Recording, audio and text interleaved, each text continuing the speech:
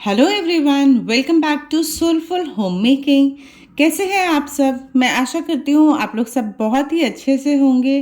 चलिए, मैं फिर वापस आ गई हूँ एक और व्लॉग के संग, जिसमें मैं शेयर करूँगी amazing recipes, tips and tricks घर को मैनेज करने के लिए, छोटी छोटी सी बातें। चलिए फिर बिना किसी टाइम को वेस्ट करे हम स्टार्ट करते हैं इस व्लॉग को। आज सर्दी की इस मॉर्निंग में सब लोग सो रहे हैं घर में, और मैंने काफ़ी सारी वेजिटेबल्स ऑर्डर करनी थी, तो मैंने सोचा चलिए उन वेजिटेबल्स को मैं ऑर्गेनाइज कर लेती हूँ।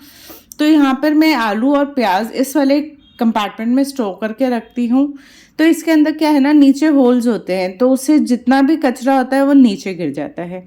अगर आपके संग भी ऐसी प्रॉब्लम होती है तो बस सिंपल इस तरीके से, जैसे मैंने न्यूज़पेपर को फोल्ड करके लगाया है, आप इस तरीके के न्यूज़पेपर को यहाँ पे फिक्स करके रख सकते हैं। बस उसके बाद न्यूज़पेपर झाड़ दीजिए और आपका जो कंटेनर है वो बिल्कुल क्लीन हो जाएगा। तो बस यहाँ पर मैं आलू और प्याज अलग अलग स्टोर करके रखती हूँ, जिससे कि ख़राब ना हो। और यहाँ पे मैंने गार्लिक को भी ऑर्डर किया था, तो गार्लिक के लिए भी मैं इस तरीके का एक प्लास्टिक का बॉक्स यूज़ कर लेती हूँ और उसमें स्टोर कर लेती हूँ।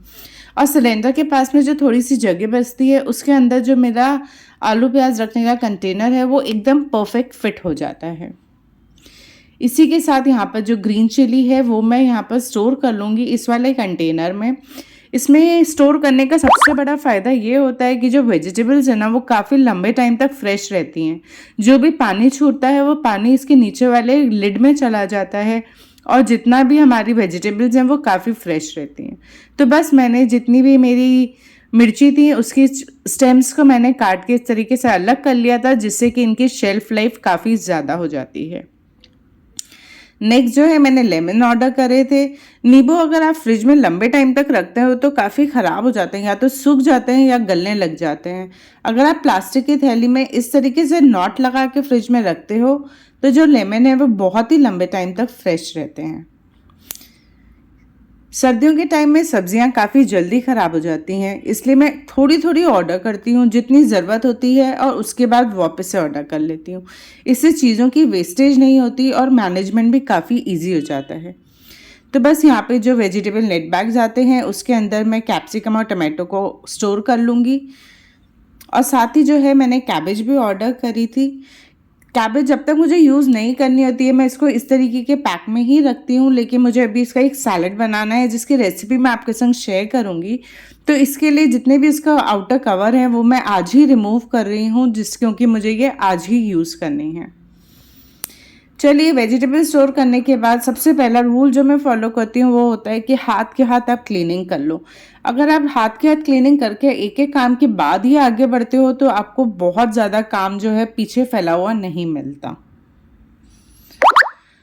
चलिए, फिर मैं किचन में रेगुलर काम करने आ गई थी। सबसे पहले मैं यहाँ पर मिल्क बॉईल कर रही हूँ। अगर आप मेरे वीडियो को देखते हैं तो मैंने इस बात को पहले भी शेयर करा है कि जब भी आप अपने मिल्क के पैकेट को ओपन करते हैं, इसका जो कॉर्नर है उसको थोड़ा सा अटैच रहने दीजिए करिए, जिससे कि ये छोटे छोटे जो पाउच के कॉर्नर्स हम फाड़ के फेंक देते हैं वो किसी भी एनिमल के मुंह में जा सकते हैं और हार्म कर सकते हैं।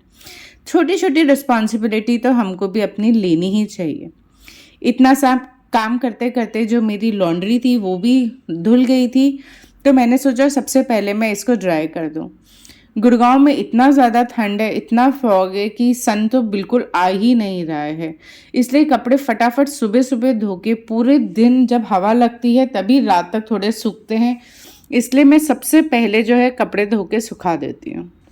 तो बस मैं यहाँ पर किचन में आ गई थी ब्रेकफास्ट बनाने के लिए। विवान ने बोला था आज वो स्पैनिश ऑमलेट खाएगा, तो मैंने सोचा चलिए फटाफट से स्पैनिश ऑमलेट की मैं तैयारी कर लेती हूँ। ये नए आलू बहुत ही ज़्यादा गंदे आते हैं, इसलिए उनको हाथ से रब करके 2-3 बार ही वॉश करना बहुत ही ज़रूरी हो जाता है। स्पैनिश ऑमलेट सुनने में थोड़ा डिफिकल्ट लगता है, लेकिन यकीन मानिए बनाने में बहुत ही सिंपल है। बस तो यहाँ पर मैंने लिया है कुछ वेजिटेबल, जिसमें मैंने लिया है प्याज, आलू, गार्लिक मेरे पास चॉप करा हुआ रखा है, और साथ ही मेरे पास स्प्रिंग अनियन है तो मैं वो भी ले लूँगी, हरा प्याज। तो बस प्याज को मैंने इस तरीके से मोटा मोटा काट लिया था। इसके बाद जो मैं है पटेटो भी आपको काट के दिखा देती हूँ कि किस तरीके से काटना है। ये देखिए, सबसे पहले हम इसको इस तरीके से काट के बारीक बारीक से काट लेंगे, बहुत ज़्यादा पतला भी नहीं और बहुत ज़्यादा मोटा भी नहीं, और इसको काट के पानी के अंदर ही डाल देंगे, नहीं तो जो पटेटोज़ हैं वो थोड़े से काले होने लग जाते हैं। स्पैनिश ऑमलेट बनाना बहुत ही सिंपल है। इसको बनाने में आपको ऐसा लगेगा कि टाइम लगता है, लेकिन एक बार आप जब उसको बेक करते हैं तो पूरी फैमिली का ब्रेकफास्ट रेडी हो जाता है। हर इंसान के लिए अलग अलग बनाना नहीं पड़ता। तो आप चाहे एक एक ऑमलेट सबके लिए बनाएं, चाहे एक ही बार स्पैनिश ऑमलेट बेक कर लें, तो वो बात एक ही पड़ती है। तो बस यहाँ पे पैन के अंदर मैंने डाला थोड़ा सा ऑयल और गार्लिक को अच्छे से रोस्ट कर लिया। उसके बाद जो हमने अनियन को चॉप करा था वो डाल दिया, और जब अनियन हल्के से सॉटे हो जाएंगे तब हम इसके अंदर डाल देंगे चॉप करे हुए अपने पटेटोस, और इसमें खाली हल्का सा नमक डालेंगे और इसको गलने के लिए कवर करके रख देंगे जब तक कि जो हमारे पटेटोज़ हैं वो ऑलमोस्ट कुक हो जाए। यहाँ पे मैंने ऑमलेट बनाने के लिए लिया है 6 एग्स। आप क्वांटिटी अपनी फैमिली के हिसाब से चेंज कर सकते हैं, एग्स की, वेजिटेबल्स की, इतना फ़र्क नहीं पड़ता। तो बस यहाँ पे मैंने 6 एग्स लिया है, डाला around 2 to 3 table spoon of milk. इसके बाद जो है हमने जो आलू और प्याज गलाए थे वो सब हम इसके अंदर ऐड कर देंगे।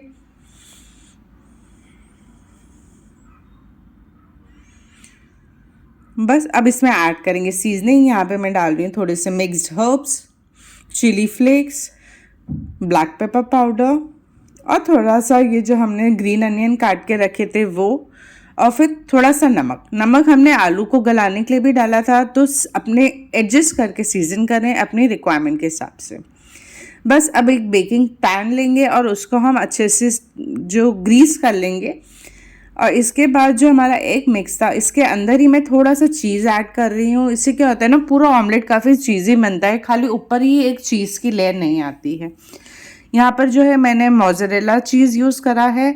आप चीज़ की क्वांटिटी अपने हिसाब से कम या ज़्यादा कर सकते हैं, कोई प्रॉब्लम नहीं है।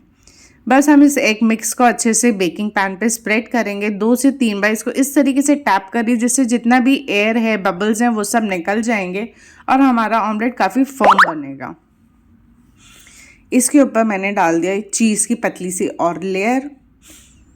अगर आपके पास अवन नहीं है तो भी कोई प्रॉब्लम नहीं है, आप नॉन स्टिक पैन के अंदर इसको बहुत ही इजीली बना सकते हैं। बस जो आपकी फ्लेम है उसको बिल्कुल हल्का रखिएगा, जिससे कि जो आपका ऑमलेट है वो बिल्कुल अंदर तक कुक हो जाए, अदरवाइज़ वो सेंटर से कच्चा रह जाएगा। तो यहाँ पे मैंने जो अवन है उसको 180 डिग्री पर प्रीहीट कर लिया था। फिर इसको अराउंड 20 to 25 मिनट्स लगे थे बेक होने के लिए, और उसके बाद जो ब्रेकफास्ट है वो बन के रेडी हो जाता है। स्पैनिश ऑमलेट के संग किसी भी एडिशनल ब्रेड की या किसी चीज़ की ज़रूरत नहीं होती है।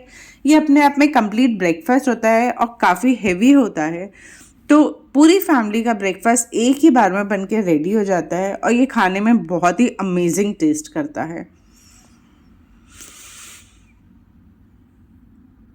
बस इसको निकालने के लिए सबसे पहले इसको कॉर्नर से हल्का सा रिलीज़ कर लीजिए, जिससे कि जो ऑमलेट है वो बन के निकल जाएगा। ये थोड़ा सा हेवी होता है, इसलिए इसको पहले एक दूसरी प्लेट पर पलट लीजिए और फिर सर्विंग प्लेट पर निकाल लीजिए। बस इसको पिज़्ज़ा की तरह स्लाइस में कट करिए और जो आपका स्पैनिश ऑमलेट है वो बन के रेडी हो गया।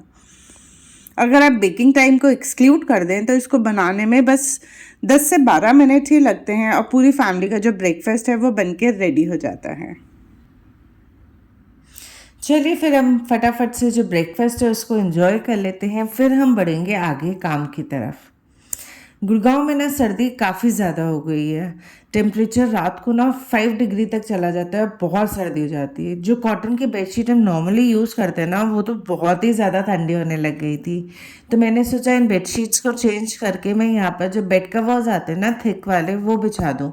इससे जो बेड है काफ़ी वार्म और कोजी सा हो जाता है। तो उसके साथ में मेरे पास यहाँ पर ब्लैंकेट्स थे और पिलो कवर था और एक बेडशीट थी, तो पूरा सेट था। तो मैं उसको यहाँ पे सबसे पहले पिलो कवर्स चढ़ा रही थी। तो पिलो कवर्स को क्या ना, मैंने उतारा नहीं था, तो सबसे पहले जिसका ओपन साइड था ना उसको मैंने अंदर की साइड कर दिया, जिससे कि बहुत ज़्यादा पिलोज ना दिखे, और यहाँ पे पिलो कवर्स चढ़ा दिए। और जब भी सर्दी बहुत कम हो जाएगी, बेड कवर्स की ज़रूरत नहीं पड़ेगी, तो मैं सिंपल इस बेड कवर्स को रिमूव कर दूँगी और जो बेडशीट है वो नीचे बिछी रहेगी। काम थोड़ा इजी हो जाता है ऐसे। और फिर इसके साथ की जो बेडशीट थी वो मैंने बिछा दी है। ये काफ़ी ज़्यादा थिक क्लॉथ है, तो बार बार ऐसे सिमटेगा नहीं, एक बार बिछा दो तो मुझे लगता है काफ़ी लंबे टाइम तक सेट रहता है। बस सुबह उठ के थोड़ा सा फिट कर दो और ये वापस रेडी हो जाता है। तो इसके संग एक कवर भी आया था, तो उस कवर के अंदर मैं अपने ब्लैंकेट जो हम डेली में यूज़ करते हैं उसको अंदर डाल के इसको सेट कर दूंगी। तो ब्लैंकेट जो है वो भी काफ़ी मोटा हो जाएगा। हमारे घर में ना किसी को मोटी वाली रज़ाइयाँ ओढ़ना अच्छा नहीं लगता, तो मैं इसी ब्लैंकेट के ऊपर एक और ब्लैंकेट आता है जो मिंक वाला, वो डाल देती हूँ तो काफ़ी हो जाता है। तो इस ब्लैंकेट को इस तरीके से कॉर्नर्स को पकड़ करके इसके अंदर डाल दूंगी और फिर दोनों एंड से इसको होल्ड करके अच्छे से झाड़ देंगे और फिर जो ब्लैंकेट है वो इक्वली कवर के अंदर चला जाता है।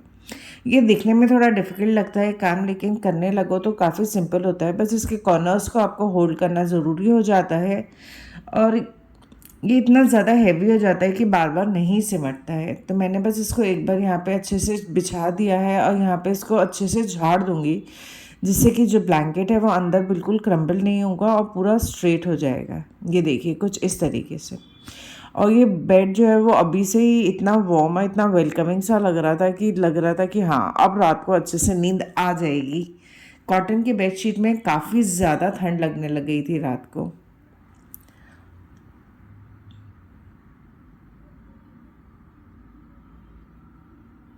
इतने से चेंज से जो रूम है काफ़ी लाइवली सा हो गया था।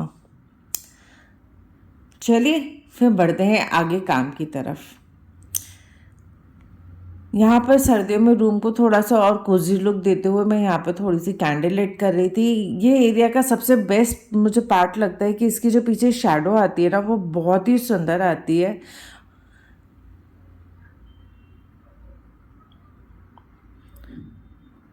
चलिए इतना सब करते करते अब बढ़ते हैं लंच की तरफ। लंच में मैं आज बनाने जा रही हूँ पालक की सब्ज़ी। पालक की सब्ज़ी हम नॉर्मली प्योरे करके बॉईल करके बनाते हैं, तो मैंने सोचा आज थोड़ी सी डिफरेंट तरीके से बनाती हूँ। तो यहाँ पे सबसे पहले जो हमारी मटर थी मैं उसको यहाँ पे बॉईल करने के लिए रख रही थी। उसके बाद जो है मैं यहाँ पर वेजिटेबल बनाने की तैयारी कर लूँगी। सबसे पहले मैंने यहाँ पर लिए हैं 3 टमाटर, जिनको मैं प्योरे कर लूँगी।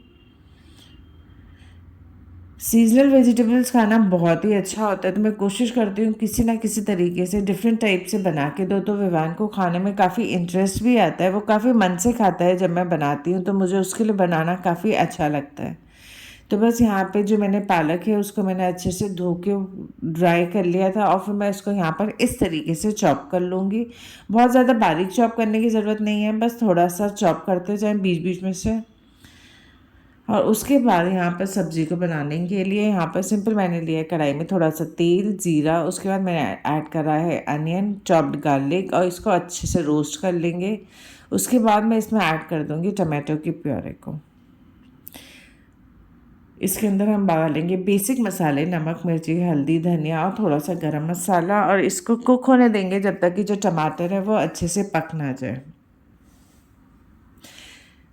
इसके बाद मैंने इसमें ऐड करा है 2 टेबल स्पून थिक कर्ड, जिससे कि इसमें काफ़ी अच्छा टेस्ट और फ्लेवर आ जाता है। कर्ड को अच्छे से मिक्स होने तक कुक कर लेंगे और फिर इसके अंदर ऐड कर लेंगे हम चॉप्ड पालक,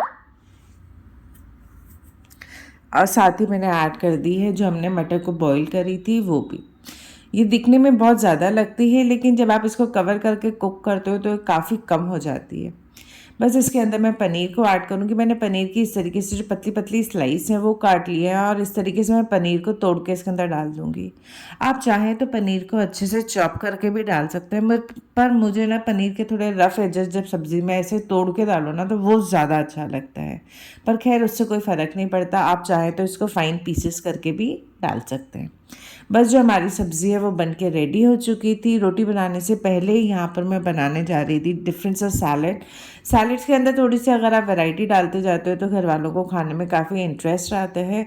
तो मैंने यहाँ पे लंबी लंबी पतली पतली जो है कैबेज और गाजर और प्याज को काट लिया था, साथ ही डाल दिया थोड़ा सा हरा प्याज और हरा धनिया। अब इसके अंदर जो मसाले हैं उसमें मैंने डाला नमक, लाल मिर्च, थोड़ा सा नींबू का रस, और साथ ही मैंने इसके अंदर डाला चाट मसाला। ये खाने में बहुत ही टेस्टी लगता है, सैलड को आप ज़रूर ट्राई करिएगा।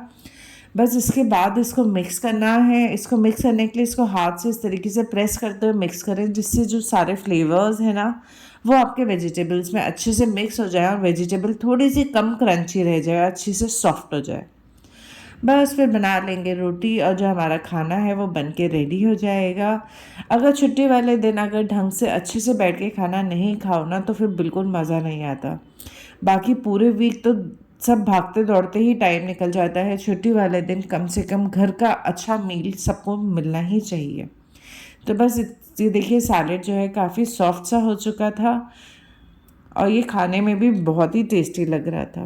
तो यहाँ पर मेरी हो गई पालक पनीर की सब्ज़ी, सैलेड, हरी मिर्च, थोड़ी सी चटनी और रोटी। सर्दी के अंदर इस तरीके का वार्म प्लेट मिल जाए तो खाने में और क्या चाहिए।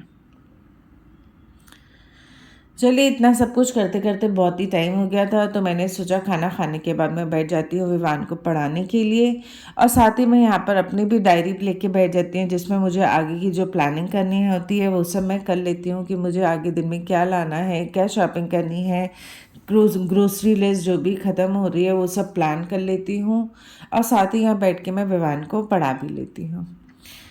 थोड़ा सा टाइम बच्चों के संग स्पेंड करना बहुत ही ज़रूरी होता है उनको पढ़ाने के लिए। इससे क्या होता है ना उनका भी पढ़ने में काफ़ी मन लगा रहता है, मोटिवेशन रहता है। तो दिन का रोज़ 1 घंटा मैं उसको ज़रूर पढ़ाती हूँ। तो फिर चलिए इस वीडियो को यहीं ख़त्म करते हैं और अगर आपको वीडियो अच्छी लगी हो तो मेरे चैनल को प्लीज़ लाइक शेयर और सब्सक्राइब करना मत भूलिए। चलिए फिर मिलते हैं अगले वीडियो में। Bye bye.